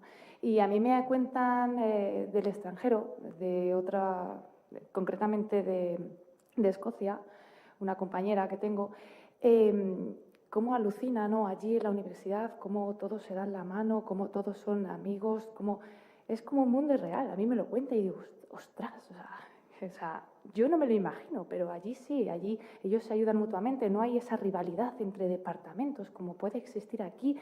Entonces dices, jolín, ¿por qué nosotros no somos así, ¿no? ¿Qué hemos hecho mal para que ocurra todas estas rivalidades que luego al final no nos hablamos ni nada, ¿no? Y allí es totalmente distinto, ¿no? Y la verdad es que me apena en ese sentido porque, bueno, seguro que todos, ¿no?, tenemos esas experiencias personales de que ya vas por la universidad y pues eso, hay gente que te conoce, gente que no, gente que te saluda, que no, hoy tú eres de arqueología, cuidado, ¿no? O sea, no sé, es muy triste, la verdad. Hola, bueno, quería decir a Lourdes que bienvenida a la arqueología española.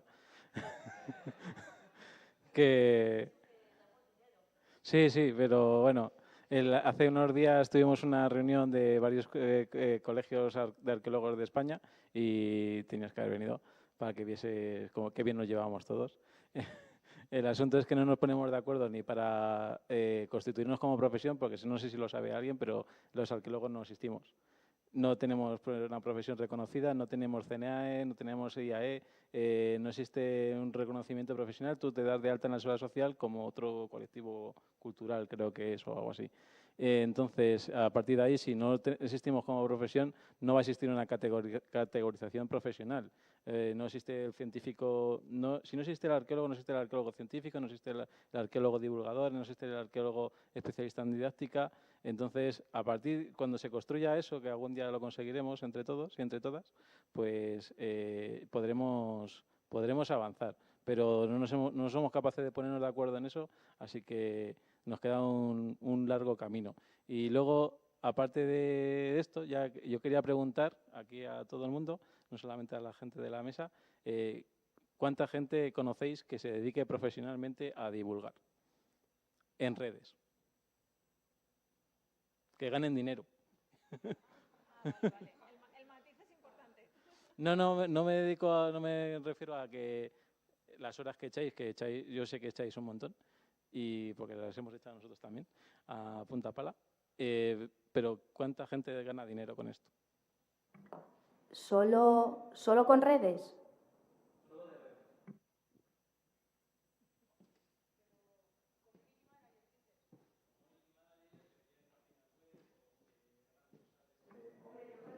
Has mencionado a Atapuerca y yo soy de Burgos, entonces conozco a la community manager de la Fundación Atapuerca y se dedica a ello en exclusiva.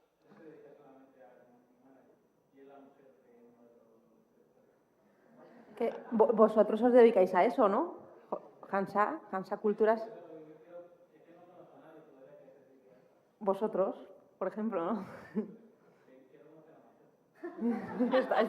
Bueno, pues no tenéis competencia. Yo, de todas formas, a raíz de lo que se está hablando un poco, tanto de la academia como del nivel profesional, o sea, también quería dar un enfoque que no todo es negativo, ¿no? O sea, que todo lo puedes ver con un enfoque negativo o positivo. También somos...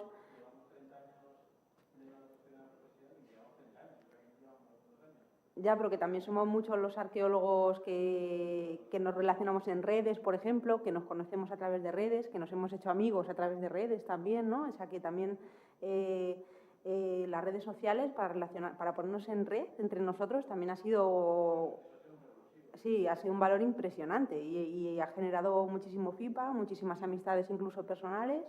Y bueno, y el otro día pues estuvimos en el encuentro que has mencionado de arqueología profesional.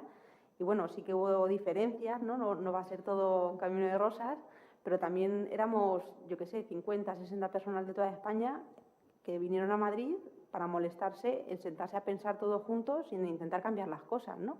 Que el camino es difícil, pero yo tampoco lo vería todo tan negro. Y bueno, con la academia también supongo que pasa un poco lo mismo, ¿no? O sea, yo no estoy dentro del mundo de la academia, pero quizá también se están cambiando un poco las cosas. En lo que a mí me afecta, pues siempre ha habido el tópico de que la empresa y la academia se llevaba mal, ¿no? Yo siempre pertenezco más al mundo de la empresa y ahora tengo muy buena relación con muchísimos profesores de la academia que me ayudan en muchas cosas, que nos echamos cable mutuamente, y las cosas yo creo que también o están cambiando o también depende un poco del enfoque con el que lo mires, también construyes una realidad, ¿no? O sea, que si lo vemos un poco en positivo, a lo mejor podemos construir en positivo, ¿no? Eso es, que no seáis tan catastrofistas, vamos.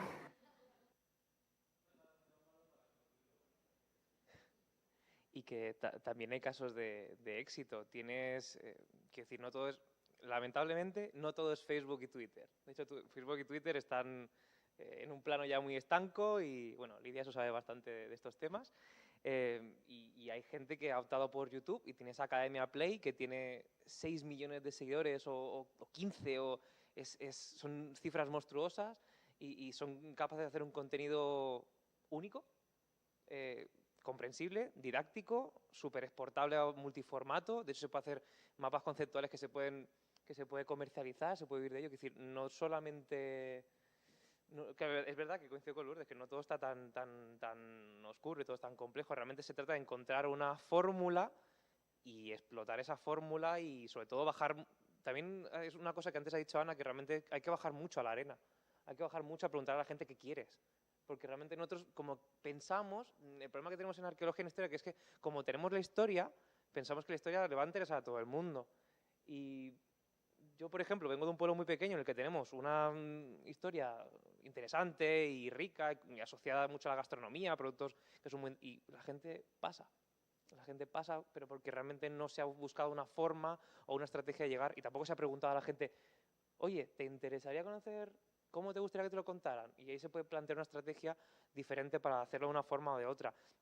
Y nos hemos olvidado también de unos organismos que están ahí, que son como peregrinos, que son las unidades de cultura científica, que son nuestro enlace con la academia, porque realmente la academia como tal sí que está blindada en cosas quizá un poco, pues, en fin, un poco estilo ratonera, y no tenemos tampoco mucho contacto, incluso hay confrontaciones, o vimos el tema de un profesor que no concuerda con esta forma de verlo, pero las unidades de cultura científica tienen esa ventaja de que las tenemos que explotar mucho más, en el sentido de que son nuestra puerta para que la academia y el mundo de la divulgación tengan ahí una relación fructífera.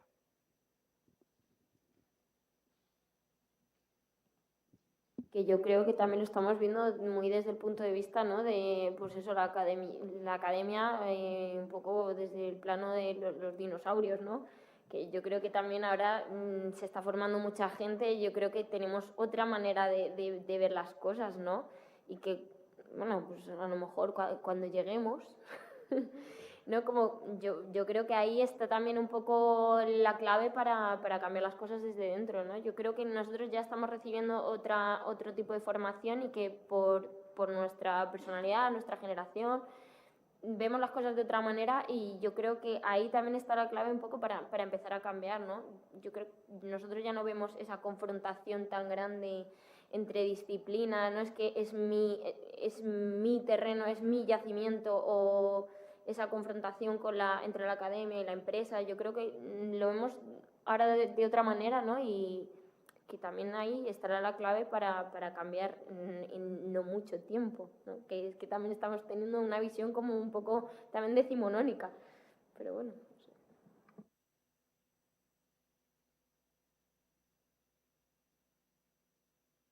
Va quedando poquito tiempo. Como se ha introducido también el tema y a modo también un poco de sumario, la última pregunta que planteaba es ¿cómo veis el futuro de la difusión del patrimonio en los próximos años y cómo os gustaría que fuera? Ya estamos hablando un poco sobre ello, pues un poco dar una visión global de cómo visualizáis ese futuro, cómo lo desearíais, y también os invito a vosotros también a esa pregunta que participéis de ella, vamos. Bueno, pues la verdad es que cuando me planteaste esa pregunta, Lourdes, yo no tengo ni idea de cómo contestarla, porque es que no tengo ni idea de cómo va a ser el futuro de la divulgación del patrimonio, sinceramente. Sí que sé un poco cómo me gustaría que fuera. Y la verdad es que me gustaría que fuera que nosotros, los humanistas, los historiadores, todos los que nos dedicamos a esto, cogiésemos el testigo de la divulgación y que aprendamos a hacerla y que la hagamos bien, porque la gente está deseando de conocer esa historia de calidad y con calidad. De verdad os lo digo, porque hay gente que lo dice y lo comenta. O sea, quieren buenos divulgadores, no quieren, no voy a entrar en debate, ¿no? Pero no quieren Cristian Gálvez, que a lo mejor no sabe tanto sobre Da Vinci como puede ser otro, ¿no? Bueno, no entro en debate de eso, pero bueno. Y también eso, abrirnos un poco a la divulgación, ¿no? Que no le tengamos miedo, que la gente no muerde y que está deseando de conocerla. Bueno, yo la visualizo un poco en el sentido de que las técnicas de difusión del patrimonio avancen un poquito más de forma paralela a como lo hace la tecnología. Muchas veces se hacen inversiones en instituciones que cuando ya se ponen en práctica ya terminan estando obsoletas, más que nada porque la tecnología avanza pues muy rápido, ¿no? También percibo, o me gustaría al menos, que tanto las instituciones culturales como las científicas, independientemente del tamaño que tengan una mayor implicación en la difusión, tanto de la investigación como del patrimonio, en todos los espacios donde está la gente. Porque para que la gente valore el trabajo que están haciendo los científicos, los investigadores y toda esta gente, lo tiene que conocer. Entonces me gustaría para mí terminar con esta frase del profesor Juan Ignacio Pérez, que es el director de la Cátedra de Cultura Científica de la Universidad del País Vasco, probablemente la mejor unidad de cultura científica, en este caso ellos son cátedra, en este país.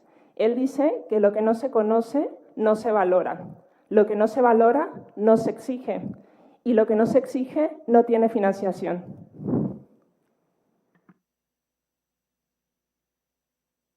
Bueno, yo estoy totalmente de acuerdo con lo que han dicho mis compañeras, ¿no? O así me gustaría verlo a mí, ¿no? Yo quiero ver un futuro donde haya una profesionalización, no solo del divulgador, también del arqueólogo, ¿no?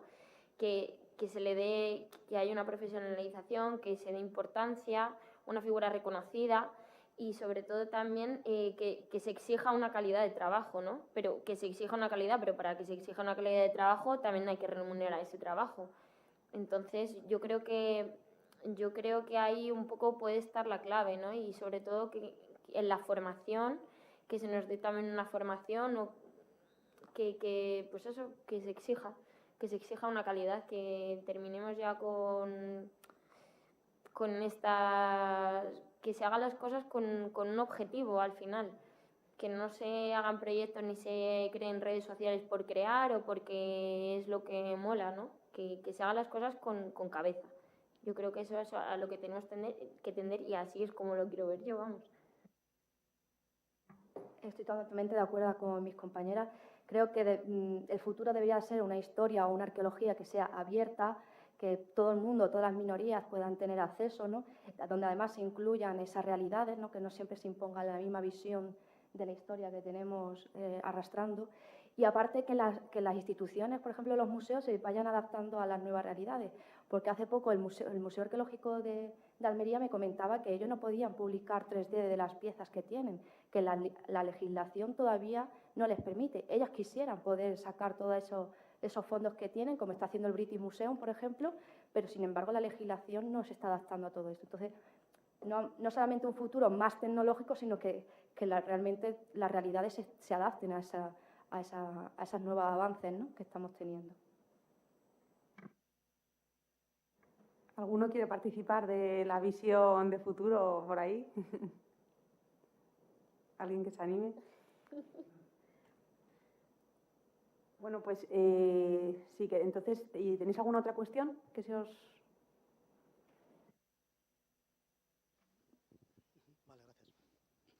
Yo quería comentar, como han comentado mis compañeras y alguna de las personas también de por aquí, querría hacer hincapié en el hecho de que lo que ha comentado nuestro compañero de los cortijos, justamente es que básicamente es eso, que yo creo que deberíamos avanzar de verdad hacia una sociedad más cooperativa, más colaborativa, de alguna manera, si se quiere, entre comillas, más, digamos, buenista, porque es que lo que no puede ser y lo que no tiene justificación es que cada uno vaya a su terreno, se preocupe de su ombligo y luego diga, oye, es que no tengo visibilidad. Pero es que, claro, es que si no nos ayudamos entre nosotros, ¿cómo esperamos que luego venga otra persona a echarnos una mano? Si es que si a ti el de al lado te importa cero, tú al de al lado le vas a importar cero también, es que es así. Simplemente era apuntar eso, que creo que tenemos que avanzar hacia un modelo mucho más colaborativo y mucho más, si se quiere, por decirlo así, menos agresivo, ¿no? Menos individualista. ¿Y qué vamos a hacerlo? Vamos a acabar con una opinión optimista, ¿no? Claro. Por supuesto, va a acabar todo bien.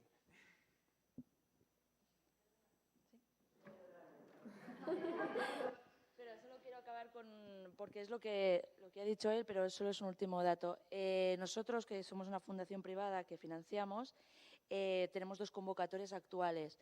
Entonces, ¿qué hicimos? Enviamos un correo a todas las universidades, a todos los arqueólogos, diciendo lo íbamos a compartir en redes sociales, que por favor lo compartieran, que los compartieran las universidades, porque eran ayudas analíticas, eran ayudas a misiones en extranjeros. ¿Cuánto tengo compartido en Facebook? 2 personas. Entonces es lo que dice él y por eso también está un poco pesada con eso, pero ostras, supongo que como damos ayudas, pues me lo callo por si lo comparto y le dan ayudas a otros, pero es un poco triste, pero es que ni las universidades, ninguna canal de universidad compartió en su Facebook la ayuda que dábamos y era un poco, bueno, no sé, es que me parece triste, pero no, que alguien haga otro comentario porque no acabemos así, ¿no?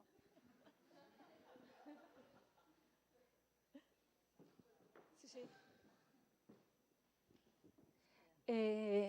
Está ya, ¿no? Yo, reforzando lo que acaban de decir, creo que en realidad aquí lo que vale es la guerra de guerrillas. O sea, no empezar por arriba y en todo el buen sentido. ¿Cuántos estamos aquí? ¿Qué pensamos los que estamos aquí, ¿no? Entonces yo creo que, y la experiencia que he tenido, es que lo que funcionan son las personas.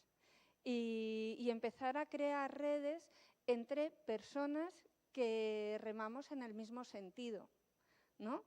Entonces, lo que has dicho tú antes, en realidad yo me he peleado mucho con instituciones hasta que me he dado cuenta que las instituciones son personas, que cuando consigues pasar de la web y conocer a la persona, y por eso yo creo que este tipo de congresos es importantísimo, y el conocer a la gente cara a cara, en el momento que tú sabes a quién mandarle esa convocatoria, aunque no sea la persona específica en el puesto específico dentro de la institución, la difusión es muchísimo mayor y la calidad de esa difusión es muchísimo mayor.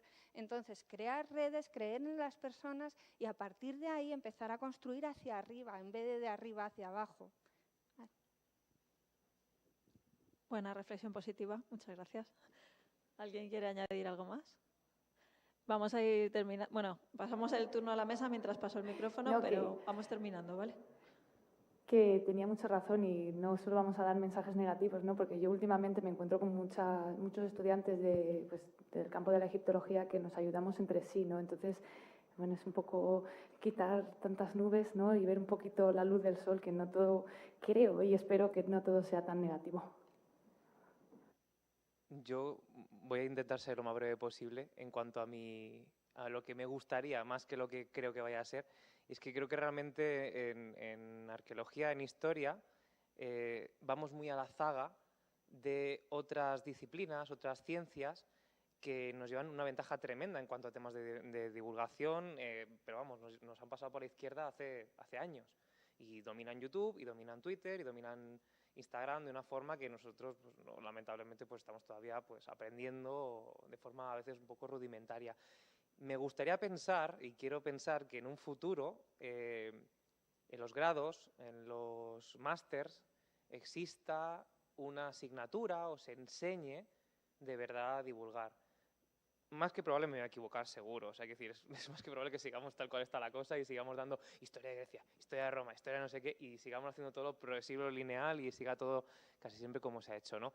Pero sí me gustaría pensar que se empiece, que de alguna forma funcionemos por provocación y provoquemos, de la forma que sea, provoquemos un cambio en futuras generaciones de personas que se están formando en arqueología para que lo demanden, para que demanden realmente esa formación en divulgación que nos es tan carente y nos está haciendo perder arena, lo mismo de antes, perder la arena pública, el terreno público, realmente el contacto con la sociedad que realmente hemos cortado de raíz y no tenemos ese contacto. Y me gustaría que en algún futuro existiera una figura de un youtuber que fuera como la gata de Schrödinger, que realmente ha hecho a muchísima gente divertirse y aprender, o que tuviéramos un espacio como la Cátedra de Cultura Científica del País Vasco y tuviéramos un podcast como Catástrofe y Ultravioleta, pero que tuviera éxito a nivel tema de arqueología. Y ¿realmente sucederá? Pues si lo provocamos, si intentamos provocarlo de la forma que sea, ese intento desesperado en algún momento puede fructificar y puede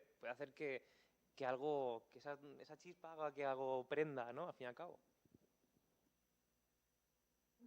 Bueno, pues ya para acabar, quería que las asistentes a la mesa nos resumieran hoy un poco en qué blog os podemos encontrar, o en qué dirección, o en qué canal de YouTube, o el podcast, o también para todos los asistentes y también para la gente que puede ver luego el vídeo que se colgará en el Museo Arqueológico Nacional, pues que puedan seguiros en este trabajo de divulgación que hacéis. Bueno, pues donde me podéis encontrar, ponéis en algún buscador Papiros Perdidos y me encontráis ahí en la web, Twitter, Instagram, Facebook también. Es que realmente últimamente no lo uso mucho porque estoy un poco liada, pero bueno. Y luego también, si queréis leer mis artículos científicos más rollo, os advierto que son un poco rollo, en Academia Edu también. Bueno, yo principalmente me gustaría invitarlos al blog Social Media en Investigación y a que echéis un vistazo a mi proyecto Mujeres Divulgadoras, Ciencia con Voz de Mujer, en la que intento descubrir a protagonistas de la divulgación científica, pero que son de todas las áreas del conocimiento. Por tanto, hay físicas, biólogas, arqueólogas, historiadoras, para que nunca más haya el pretexto de que cuando se invita a moderar una mesa o participar, o simplemente que la gente dice que no conoce gente que se dedica a la divulgación, hay mucha gente, muchas mujeres haciendo un trabajo extraordinario, mujeres de diferentes edades y mujeres que optan por diferentes formatos, porque muchas veces también nos centramos solamente en los formatos de redes, como es lo guay, pero bueno, también hay otra gente, el público más mayor o el público más pequeño, no sé, pero hay que llegar a toda la gente, así que os invito si os interesa, a echar un vistazo a Mujeres Divulgadoras, Ciencia con Voz de Mujer. Y también pues, me podéis encontrar en las redes con tu social media. En mi caso, como he dicho al principio, ¿no? Tengo junto con un compañero un podcast que se llama Proyecto Arqueo. Nos podéis encontrar tanto en iVoox, en iTunes, Spotify, y igualmente en Facebook, Instagram y Twitter. En el caso, el laboratorio se llama Memolab UGR, que tiene Facebook, Twitter, Instagram y canal de YouTube. Y bueno, luego pues, con el nombre y apellido nuestro pues, nos vaya a encontrar en las redes profesionales, las personales, que también compartimos cosas de arqueología. Bueno, pues muchas gracias a todos. Muchas gracias a vosotros por el debate, además, que ha sido muy interesante.